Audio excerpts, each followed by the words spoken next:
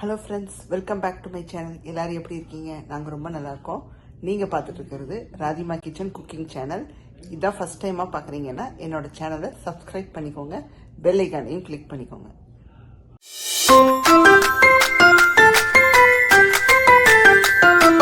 இன்னைக்கு நம்ம பண்ணக்கூடிய கேலன் ரெசிபிக்கு என்னென்ன தேவையோ நான் ஒன்னொன்னா மிக்ஸ் பண்ணும்போது சொல்றேன், நீங்க நோட் பண்ணி வச்சுக்கோங்க. ஃபர்ஸ்ட் ஒரு கிளீன் பவுல் எடுத்து வச்சுக்கோங்க, ஒரு மிக்சிங் பவுல். அதுல ஃபர்ஸ்ட் சேர்க்கக்கூடியது மஷ்ரூம். நான் ஒரு பாக்ஸ் மஷ்ரூம் அப்படியே மொத்தமா எடுத்து நான் இந்த மாதிரி கட் பண்ணி வச்சுட்டேன். 200 கிராம் இருக்கும்.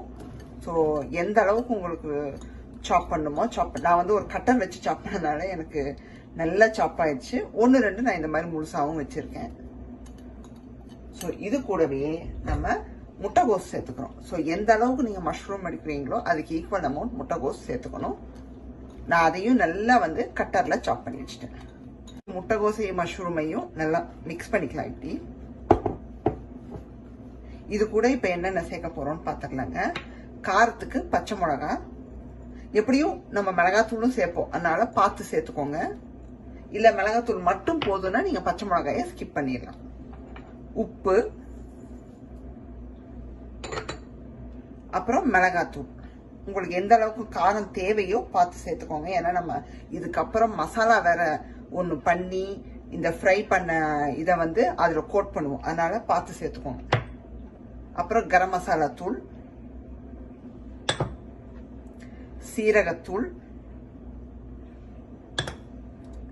அப்புறம் தனியாத்தூள். நம்ம சேர்த்த மசாலா பொடியெல்லாம் பார்த்தீங்கன்னா 1/2 ஸ்பூன், 1 டீஸ்பூன், 1/4 டீஸ்பூன் அந்த அளவு தான் நான் சேர்த்திருப்பேன். ஸோ நீங்களும் எவ்வளோ எடுக்கிறீங்களோ அதுக்கான அளவு பார்த்து சேர்த்துக்கோங்க. இது கூட வெங்காயம் சேர்த்துக்கணும். நான் ஃபுல்லா சேர்க்க போறது இல்ல, ஒரு வெங்காயம் ஃபுல்லா நறுக்கி வச்சிருக்கேன். இதுல வந்து நான் பாதி மட்டும் சேர்த்துக்க போறேன். பாதி வந்து நம்ம அந்த கிரேவி பண்ணுவோம் பாத்தீங்களா, அதுல சேர்த்துக்கலாம். ஏன்னா இதை மிக்ஸ் பண்ணி இதை பொரிச்சு எடுத்துட்டு அதுக்கப்புறம் ஒரு கிரேவி ஒன்று பண்ணுவோம், அதுல சேர்த்துக்கலாம். இப்போ ஃபைனலா நம்ம சேர்க்கக்கூடியது கார்ன்ஃபிளவர். ஒரு 1/4 கப்புக்கு நான் எடுத்து வச்சிருக்கேன். எங்க ஊர்ல கிடைச்ச கார்ன்ஃபிளவர் இது. ஸோ என்னடா எல்லோ கலர்ல இருக்கேன்னு நினைக்காதீங்க, எனக்கு இதுதான் கிடைச்சது. அப்புறம் மைதா ஒரு 1/2 கப் எடுத்து வச்சிருக்கேன். இப்ப சேர்த்த எல்லா விஷயத்தையும் நல்லா வந்து மிக்ஸ் பண்ணி விட்டுருந்தாங்க. இப்ப வந்து பாத்தீங்கன்னா நீங்க இதுல மிக்ஸ் பண்ணும்போது தண்ணி சேர்க்க கூடாது. ஏன்னா நம்ம போட்ட அந்த வெங்காயம், உப்பு, அப்புறம் அந்த மஷ்ரூம் இதுல இருந்தே தண்ணி நிறைய வெளிவிடும். ஸோ நீங்க தண்ணி சேர்த்துறாதீங்க, தண்ணி தேவையே படாது. அது மட்டும் இல்லாம நீங்க ரஃபா கலந்துட்டு நீங்க ஓரமா வச்சிருங்க. ஒரு 5 நிமிஷம் அந்த எண்ணெய் சூடாகிற அந்த ஒரு நிமிஷத்துலயே வந்து தண்ணி வெளி வந்து எல்லாமே வந்து கோட்டாயிருக்கும். கலந்துட்டு நீங்க எண்ணெயில பொரிச்சு எடுத்துடலாம். இங்க பாத்தீங்கன்னா சூப்பரா வந்து மிக்ஸ் ஆயிடுச்சுங்க. நான் 5 நிமிஷம் வைக்கலான்னு பார்த்தேன். பிசையவே வந்து தண்ணி வெளி வந்து சூப்பரா வந்து நம்ம பாருங்க அழகா ரெடி ஆயிடுச்சு. இப்படி எடுத்து நம்ம பக்கோடா மாதிரி போடலாம், எந்த ஷேப் வேணாலும் போட்டுக்கலாம். பட் அந்த பதத்துக்கு சூப்பரா ரெடி ஆயிடுச்சு. இப்ப எண்ணெயை சூடு பண்ண போட்டோம்ல நம்ம. பார்த்தோம்னா நமக்கு பொரிக்கிறதுக்கான எண்ணெய் ஊற்றி வச்சிருந்தேன், நல்லா சூடாயிடுச்சுங்க. சூடானது நான் என்ன பண்ணிட்டேன்னா ஃபுல்லா ஸ்லோ பண்ணிட்டேன். ஸோ ஹைலியே வச்சிடாதீங்க, போட்டதும் எல்லாம் வெந்து வந்துடும், அப்புறம் உள்ள வேகாது. ஸோ பக்கோடா மாதிரி எடுத்து உங்களுக்கு எந்த ஷேப் வேணுமோ நீங்க போட்டுக்கலாம்.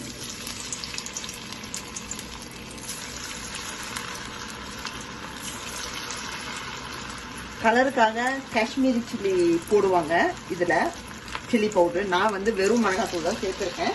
நீங்க வேணும்னா போட்டுக்கலாம். நான் வந்து கிரேவியில போடலான்னு இருக்கேன். போட்டதும் உடனே கிளறி விடாதீங்க, டிஸ்டர்ப் பண்ணாதீங்க. அது கொஞ்சம் பொரிஞ்சு அப்படியே மேல வரும் பாருங்க, அப்ப திருப்பி போடுங்க. நல்லா பொன்னிறமா பொரிச்சு எடுக்கிறோம் பாருங்க. சூப்பரா பொரிஞ்சுட்டு வருது, நல்லா அழகா கலர் ரீச் ஆயிருக்கு. நல்லா கலர் ரீச் ஆகிறது மட்டும் இல்லைங்க, நல்லா வெந்து மொறுமொறுன்னு இருக்கணும். அந்த ஸ்டேஜ்ல நம்ம எடுத்துடணும், அதுக்கு மேல பொரிக்க வேண்டாம். பாத்தீங்கன்னா நல்லா பொரிஞ்சு வந்துருச்சு. நான் ஆல்ரெடி ஒரு டிஷ்யூ பேப்பர் ரெடியா வச்சிருக்கேன், எடுத்துடலாம். இல்லை எண்ணெயை சுத்தமா வடிச்சுட்டு எடுத்துருங்க. எடுத்துட்டு இந்த மாதிரி வச்சிருங்க.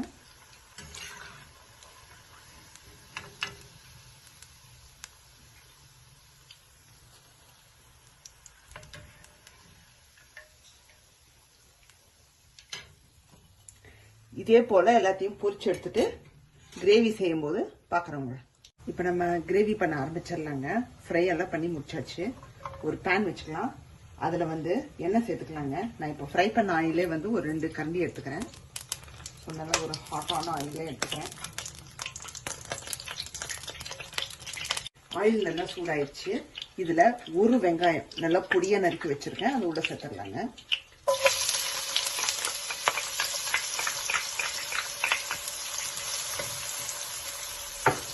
இது கூடவே வந்து ஒரு 3 பச்சை மிளகாயை பொடியாக நறுக்கி வச்சுருக்கேன். அது சேர்த்துக்கலாம்.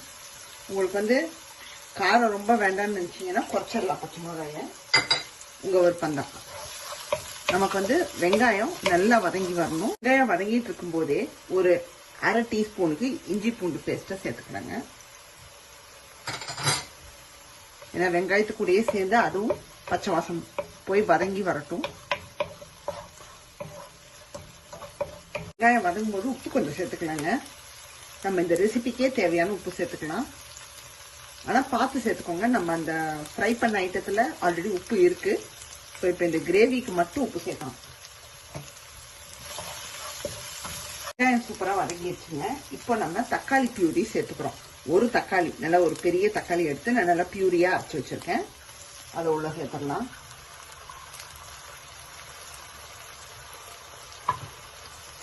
இப்போ தக்காளியோட வாசம் சுத்தமாக தரோவா போகணும். ஸோ தக்காளி நல்லா வந்து பச்சை வாசம் போய் குக் ஆகட்டும். இங்கே பார்த்தீங்கன்னா நமக்கு தக்காளி வந்து நல்லா குக் ஆகி எண்ணெய் பிரிஞ்சு வந்திருக்கு. ஸோ இந்த ஸ்டேஜில் மசாலா பொடியெல்லாம் சேர்த்துடலாங்க. மஞ்சத்தூளும் சீரகத்தூளும் ஒரு 1/4 ஸ்பூனுக்கு சேர்க்குறோம். எல்லாத்தையும் புஷ் பண்ணி விட்டுறலாம். அடுத்தது காஷ்மீரி சில்லி பவுடர் ஒரு 1/2 டீஸ்பூனுக்கு சேர்க்குறேன்.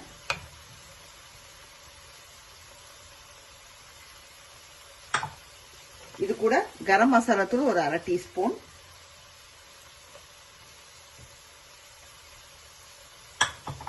இது கூட பெப்பர் பொடி ஒரு 1/2 டீஸ்பூன். இதுல வந்து நான் காரத்துக்கு பச்சை மிளகாய் தான் சேர்த்திருக்கேன்.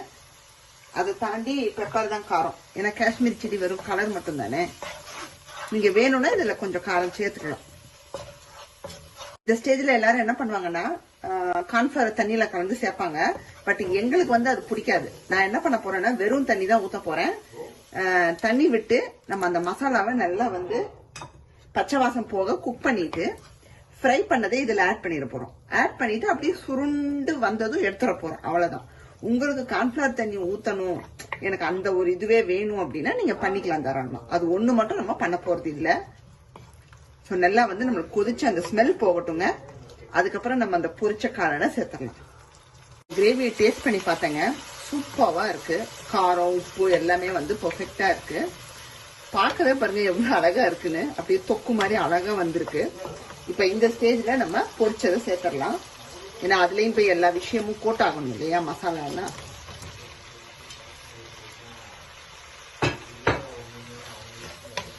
இதை வந்து நல்லா மிக்ஸ் பண்ணி விட்டுருங்க தரோவா. இங்க பாத்தீங்கன்னா சூப்பரா நம்ம காளான் ரெடி ஆயிடுச்சுங்க. மசாலாவெல்லாம் நல்லா என்ன சொல்ல நம்ம காளான்ல போய் அப்சர்வ் ஆகி பாருங்க அருமையா ரெடி ஆயிடுச்சு. நான் வந்து அந்த கார்ன்ஃபிளவர் தண்ணி ஊத்தாமையே எனக்கு அப்படியே சூண்டு வந்துருச்சு. எங்களுக்கு இந்த மாதிரி இருந்தா தான் பிடிக்கும். உங்களுக்கு வேணும்னா நீங்க அதை கரைச்சி விட்டுக்கலாம். ஃபைனலா நான் வந்து வெங்காயத்தால கட் பண்ணி வச்சிருக்கேன். அதை போட போறேன். இது இருந்துச்சுன்னா போட்டுக்கோங்க, இல்லைன்னா கொத்தமல்லி தூவி இறக்கிங்க. அவ்வளவுதான். பட் இது போட்டாலே இந்த மாதிரி ரெசிபிக்கெல்லாம் சூப்பரா இருக்கும். பார்க்கவே அழகா இருக்கும். அது மட்டும் இல்லாம நம்ம சாப்பிடும் போது ரொம்ப நல்லா இருக்கும். ஸோ லைட்டா ஒரு கலந்துட்டு இறக்கிட்டோம்னா நம்மளுடைய காளான் ரெடி.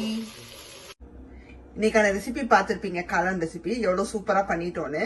ஸோ நீங்களும் கண்டிப்பா வீட்டுல பண்ணி பார்த்து சாப்பிட்டு என்ஜாய் பண்ணுங்க. இன்னைக்கான வீடியோ பார்த்துருப்பீங்க. கண்டிப்பா இந்த ரெசிபியை நீங்க பண்ணி பாருங்க. பண்ணி பார்த்துட்டு கமெண்ட்ஸும் போடுங்க.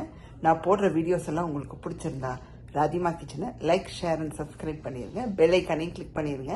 உங்களோட வேறொரு வீடியோவில் சந்திக்கிறேன். பாய், see you soon.